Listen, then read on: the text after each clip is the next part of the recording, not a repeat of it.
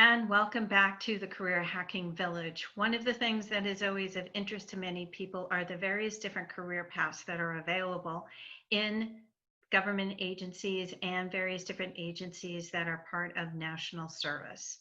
It is our honor and pleasure to have a group of people here to share with us the various different opportunities where talented professionals can work to support our country.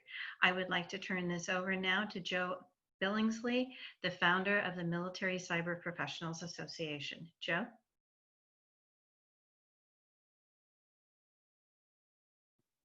Hi, Kathleen and everybody. I really appreciate the opportunity to lead the very first national security panel at the Career Village. It's really inspiring, the intent behind this village, and also Jeff Moss's words about connecting people with knowledge about different career opportunities for folks across the community here. So I'm really excited to be part of that and to introduce you to a number of friends and partners from different parts of the US government who can tell you about different organizations and programs. And it's just really exciting, all the different stuff that's happening across the government and different opportunities to serve. First, quick introduction of myself, Joe Billingsley, founder of the Military Cyber Professionals Association, a 501c3 charity that supports STEM education for K through 12 and also active duty military and veterans. I founded that with the motivation of us doing a better job as a community for those who are in the service today and who might want to serve in military capacities in the future. In addition to that, my day job, I'm a government civilian employee over at a school called the College of Information and Cyberspace. It's a really exciting place to work. It has a really long history going back to the 1960s when it was the DoD Computer Institute, or the Department of Defense Computer Institute, and had faculty like the legendary Grace Hopper working there. So a really fun and exciting place to work that's also part of the US government. Now I'd like to quickly go down the list of panelists that we have here today. We have John Felker, who's the Assistant Director of the Cybersecurity and Infrastructure Security Agency, CISA, over at the Department of Homeland Security. We have Diane Janicek, the Commandant of the NSA's National Cryptologic School, and also President of the Women in Cybersecurity Mid-Atlantic Affiliate. We have Chris Pimlott, an engineer over at the US Digital Service. We also have Roman Vitkovitsky, who's from the US Marine Corps Cyber Auxiliary. And finally, we have Liz Popiak, the recently retired Lieutenant Colonel, who helped create the US Army Cyber Specialty Direct Commissioning Program. So with that, I'd like to start off and give each of you an opportunity to introduce yourselves and tell us about your organization or program that you're here to talk about today. And we'll get started with John. Go ahead. Thanks, Joe. I appreciate the opportunity to be here today and to be with some really great people that are interested in this effort, particularly the effort surrounding workforce. So a little bit about CISA. CISA is a relatively new organization. It's been in a transition from a DHS headquarters element to an operating component since legislation was signed in late 2018 that created CISA as an agency. Our major role is we serve as the nation's risk advisor, and risk in terms of both cyber, physical, and emergency communications aspects of critical infrastructure and the federal government. So a lot of people don't know what we do. That's it in a nutshell. We have basically 5 priorities that are the focus of what we do, all related around the federal.gov space and the critical infrastructure of the United States. If you keep in mind, probably 80% of the critical infrastructure in our country is privately held. And so almost everything we do is voluntary. And in that 5-level priority list, election security, maintaining supply chain risk awareness and countering, particularly from China, and that's most apropos now because of the rollout of of 5G technologies, protecting federal networks, securing soft targets, so stadiums, churches, those kinds of things. And then recently evolving, but always been important, is critical infrastructure protection for industrial control systems. So all those systems that operate the electric grid and water stations and wastewater facilities and all those kinds of things. So it's a big mission. We are a nationwide organization. We obviously have a headquarters element in the Washington, D.C. area, but we have folks out in the real world too, all over the nation in 10 different regions, supporting those basic mission areas of security for cyber, critical infrastructure, and communications. That it?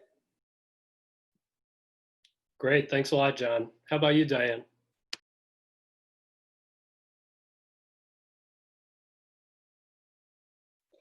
Well, hello, everyone. I work for the National Security Agency, and it is an honor to be on this career village focusing on national security because, as we all know, cybersecurity is definitely a huge factor in our nation's national security and our economic security, right? Rests upon a secure digital foundation. So really a pleasure to be here. So the National Security Agency is a fabulous federal agency where I currently work. I also worked at a number of other federal agencies, and they've all been equally rewarding and professionally satisfying. I've had experience at the White House twice, the Pentagon, the Department of Justice. I've worked on Capitol Hill. I worked for the Judiciary Branch and then in multiple elements in the Department of Defense. So fabulous place to really spend your career or just spend a few years working on the federal service side. It's extremely rewarding. The National Security Agency has an incredible mission. As we know, it really is there to protect our nation. So we have both a cybersecurity mission, and we also have a signals intelligence mission. And so I think a little bit further, we're going to hear from Joe. He's going to ask us what jobs are available, and we have phenomenal opportunities to learn. And they really are very professionally rewarding. And the people that you work with love what they do. You know, you want to work in an environment where people enjoy coming to work, enjoy working with you, and enjoying keep learning. So I have the tremendous opportunity to lead one of a premier learning institution for the National Security Cryptology Enterprise, a global enterprise around the world with tens of thousands of students across multiple disciplines, including cryptology, cyber, language, and leadership and business. So I've enjoyed every step of the way along my federal career and just really appreciate the opportunity to be on the panel. Thanks so much, Diane. How about you, Chris?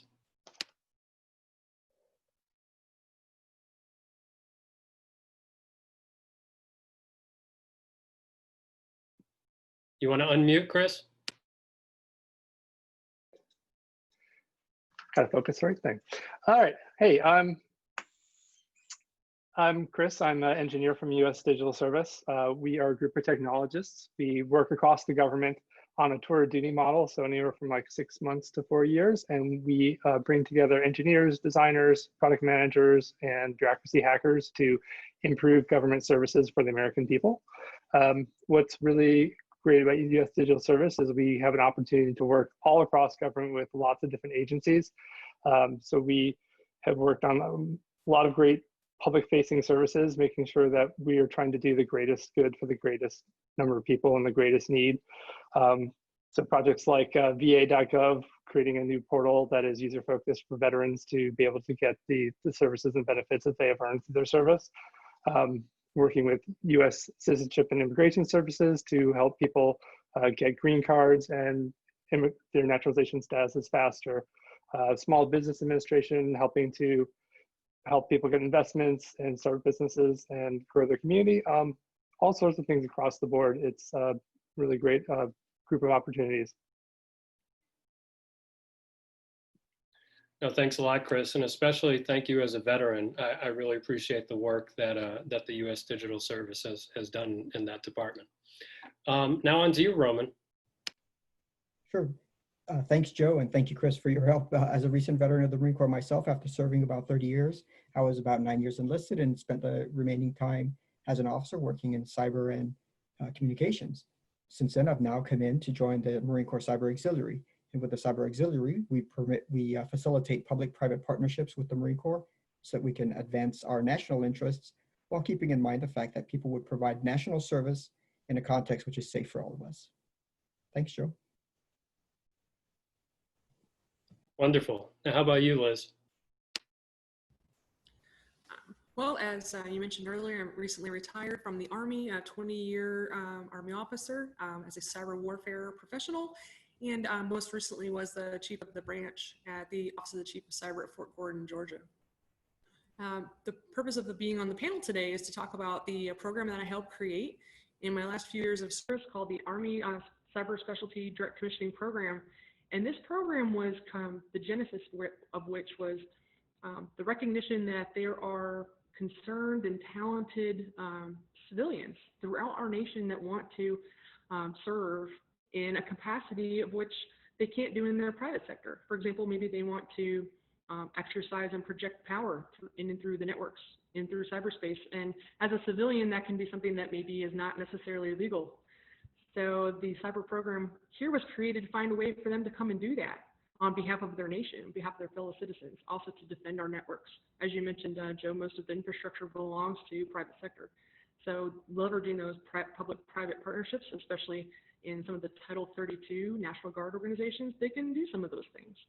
So for people who've maybe made their fortune, but maybe they want to come and serve, they can participate in this program.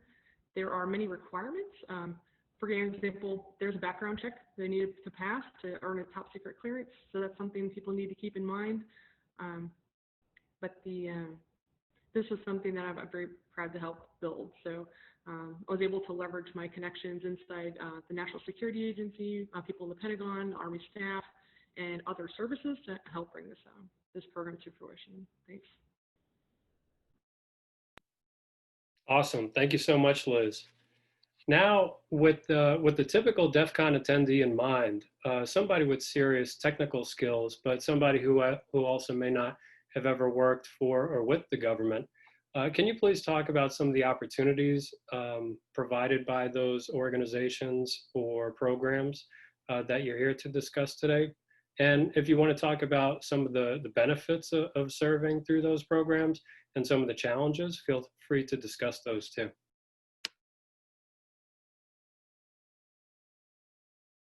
We'll get started with you, John. The same order, please. Okay, I didn't want to step on anything there, Joe. You talked about technical capability, and obviously with a focus on cyber, that's something that's inherent in what we do in CISA. We have, as I said earlier, a lot of the work, almost all of the work we do, frankly, is voluntarily based, and so understanding how different things work and being able to link those things together, create partnerships to help critical infrastructure better defend themselves is essentially one of the core things that we do. So if you got a lot of really high-priced talent like we do, from everything from intelligence analysts to incident responders, to threat hunters who go online, both externally and internally, in the typical red team types, looking through vulnerability management processes, and all the things you might expect from a technical perspective. And by the way, we're hiring. And I'm going to say that probably 6 times today. There are also less technical roles that we have in CISA that revolve around things like governance, policy, practice, partnerships, and things like that.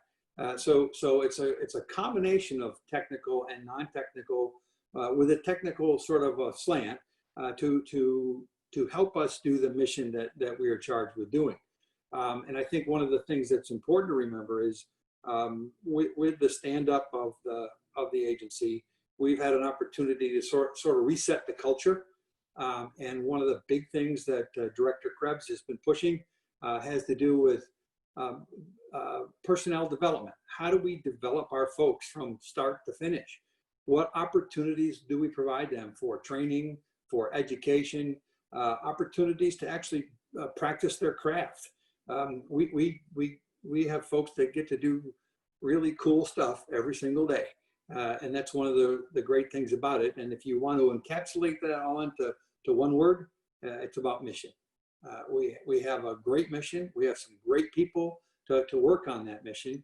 And our objective is to train you, to develop you, and to help make you as professional and as solid as you can be to do what you're charged to do, and then work you into our structure and get on with it.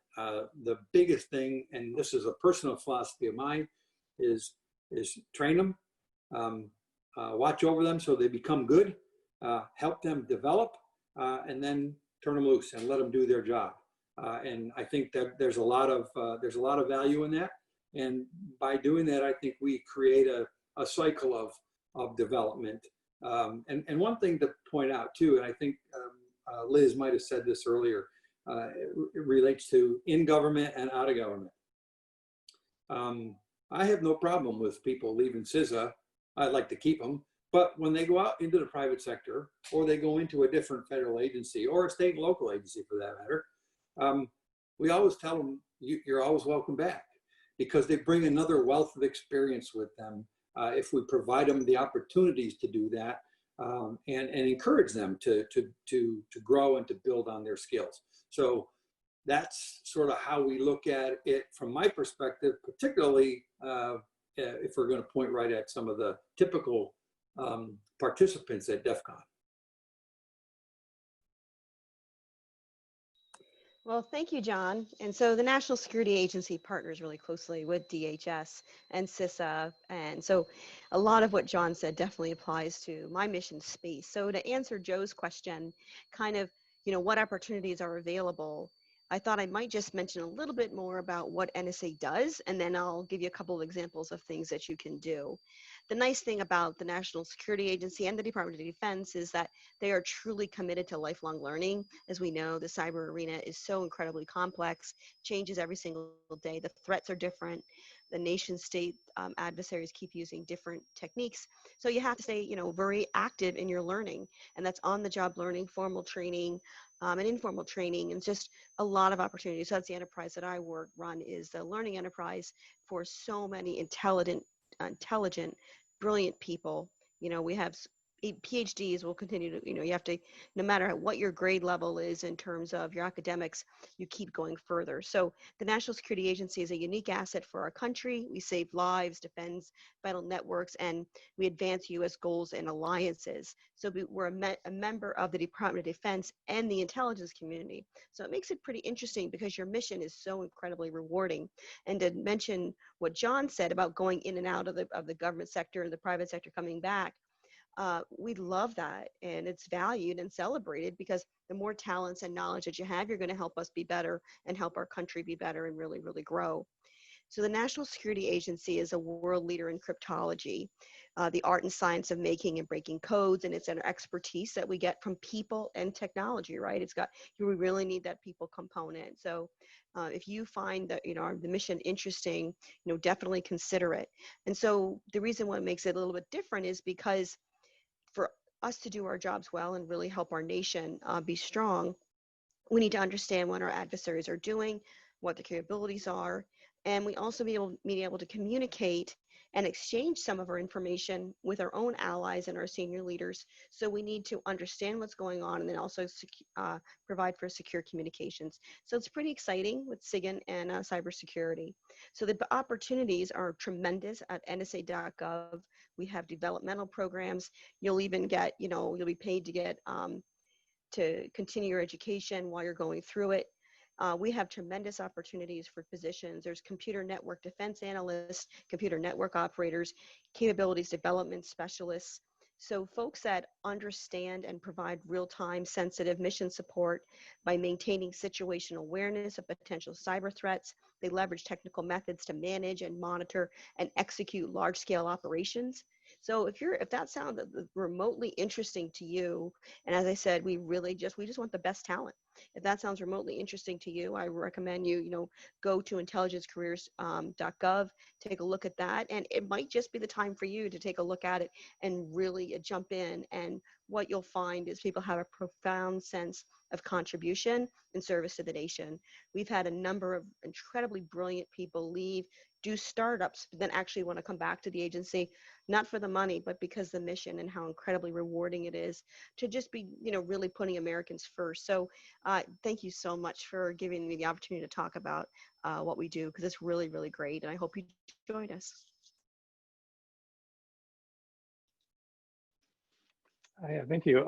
And yeah, so USDS, I feel, is a pretty unique position. So as an engineer at USDS, we touch on so many different projects. There's so many different opportunities that we have to serve and make an impact.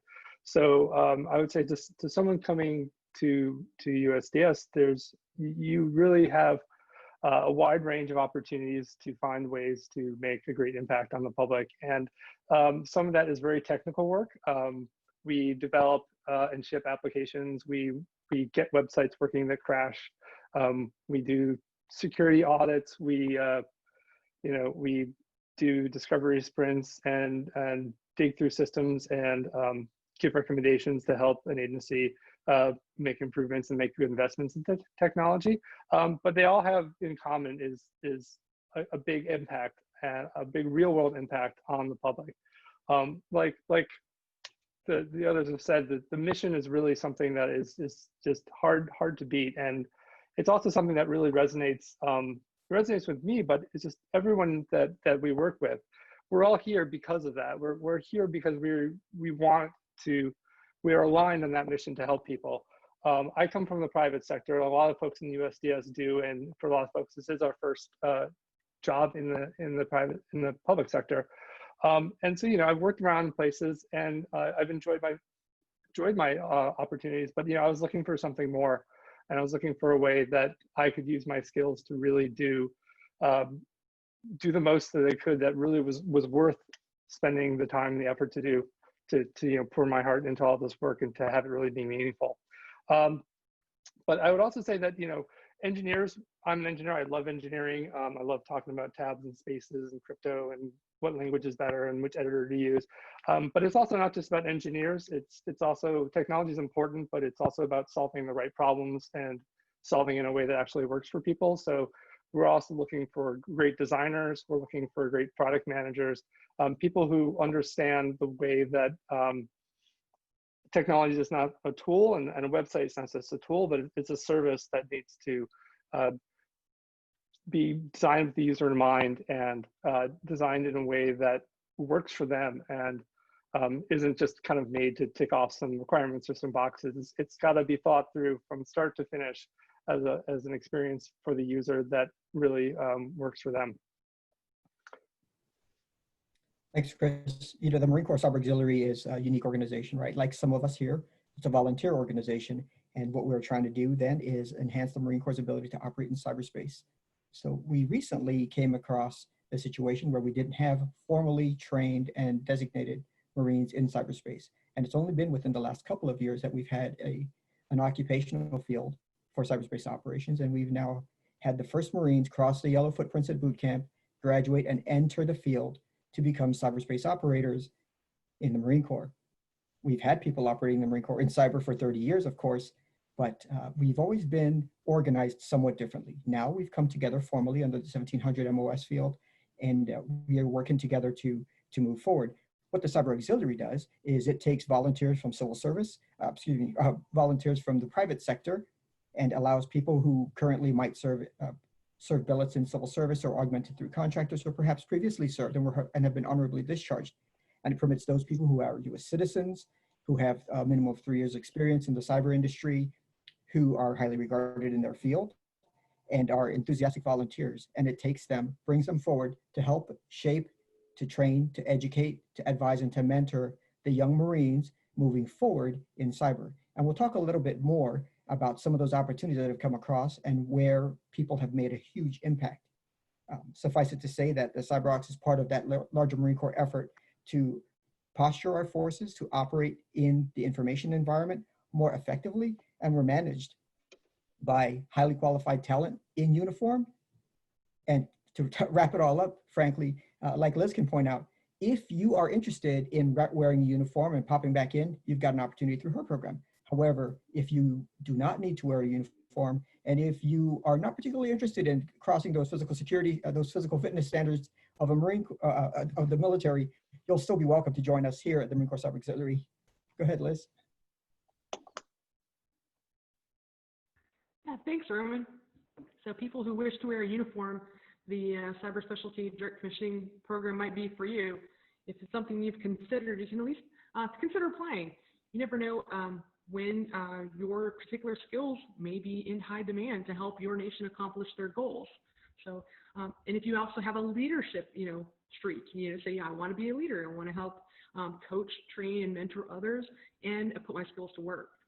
Some of the skills that are in demand as of before I retired are software engineers, looking for data scientists, machine learning expertise, OpenStack engineers, ICS SCADA expertise. I know John knows that's in high demand.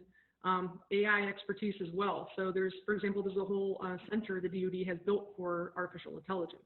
And last I checked, Army was working with them to develop some requirements for uniformed Army cyber warfare officers to come and work there with those folks at that joint artificial intelligence center.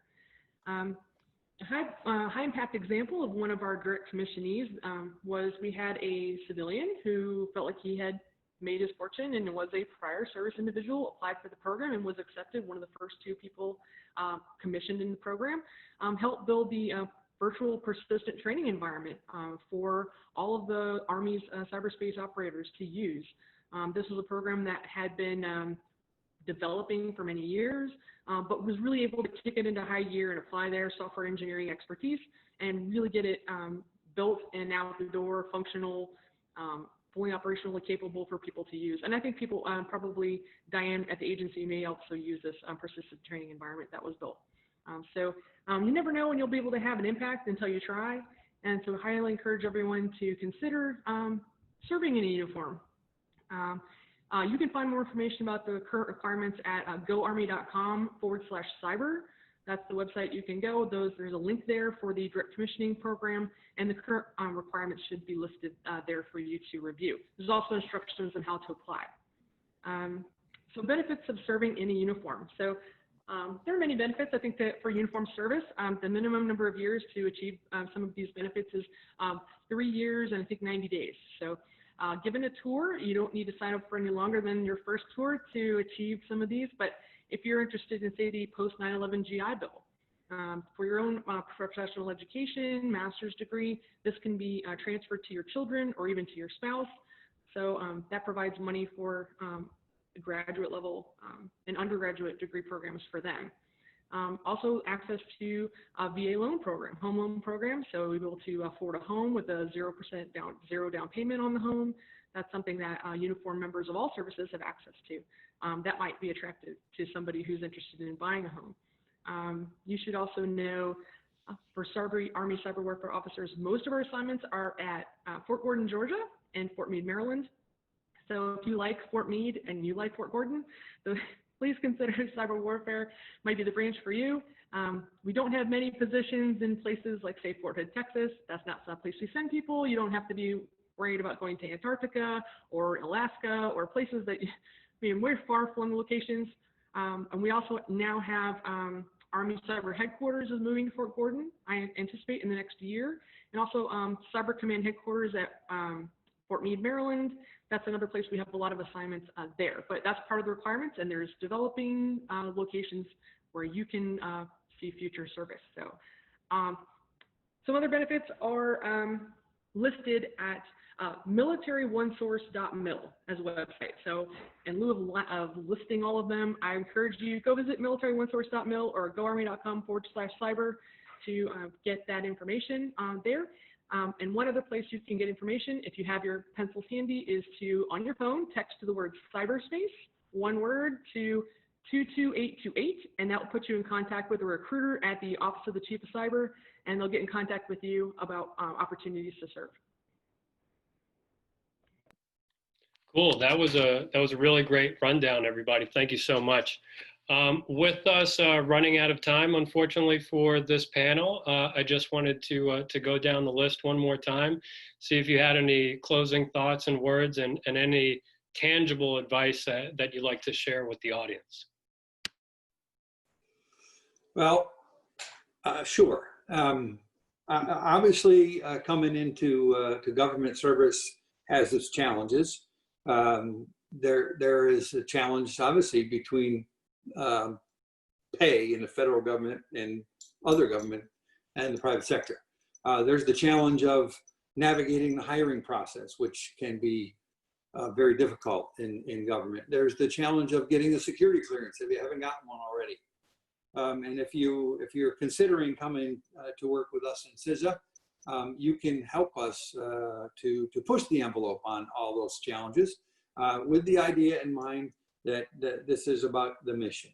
And if you come in with a mission focus, you're going to have some great success. The collateral to that, in my mind, is we are trying to take what was a headquarters component element, now an operational agency, and make a huge cultural change.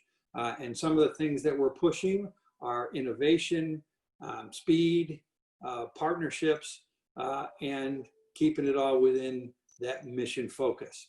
So if you have the desire, we're looking, we're hiring.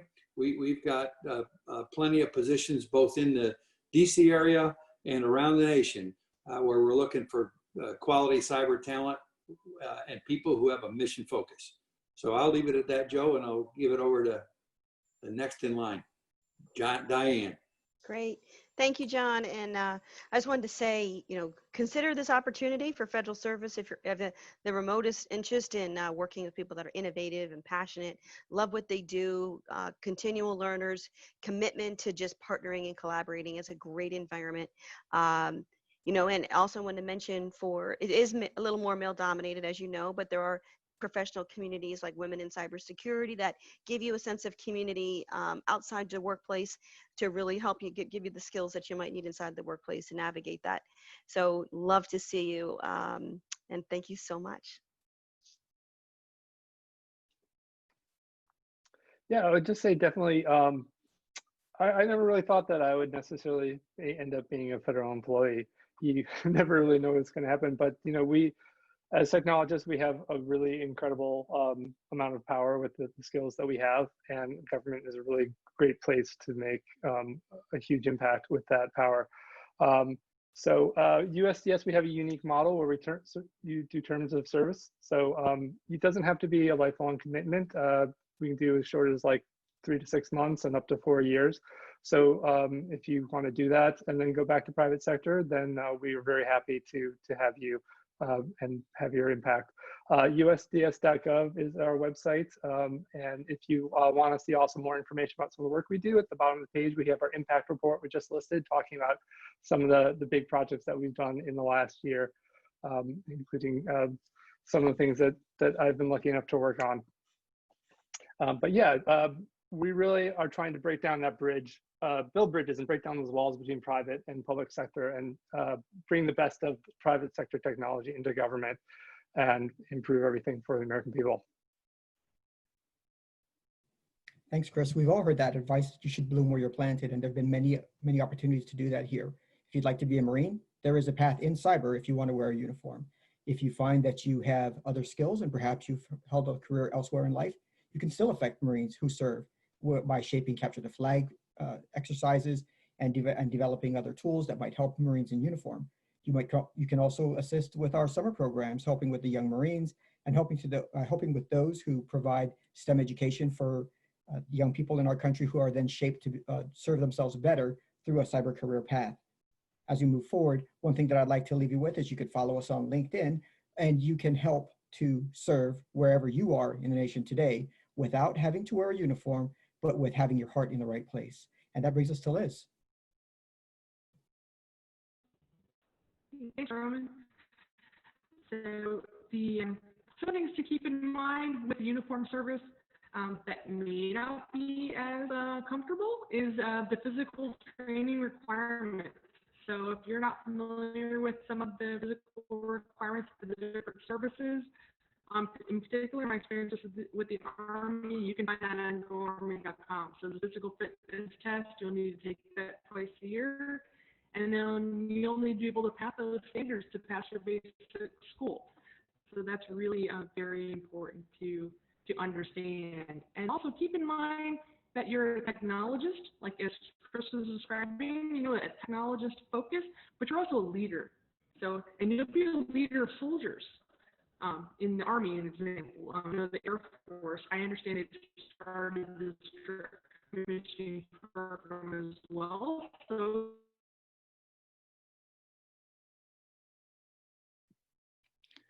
Great. Well, thank you very much, Liz, and everybody on the panel, and Kathleen, and also Travis, and the other folks behind the scenes. The only things that I'm going to leave you with is a reminder about usajobs.gov, which is a huge database of a lot of opportunities for employment across the U.S. government. And also, because I didn't mention it earlier, as a disclaimer, everybody's opinions expressed in this panel were their own and not necessarily those of any government entity. And with that, I'm going to hand it back over to Kathleen. Thank you so much, everybody. So great panel, everyone. Thank you so much. I know that you opened everyone's eyes to new opportunities for their careers. I want the audience to know that also within the career coaches, we do have at least 40% of the career coaches have had some kind of government service or military service, so they are open to be able to provide you their perspectives and their tips on how to fulfill your career within national service. We also do have resume reviewers, recruiters who are familiar with recruiting for federal agencies and for government contractors. Thank you so much, everyone, and thank you to all of our panelists. We'll see you for the next session.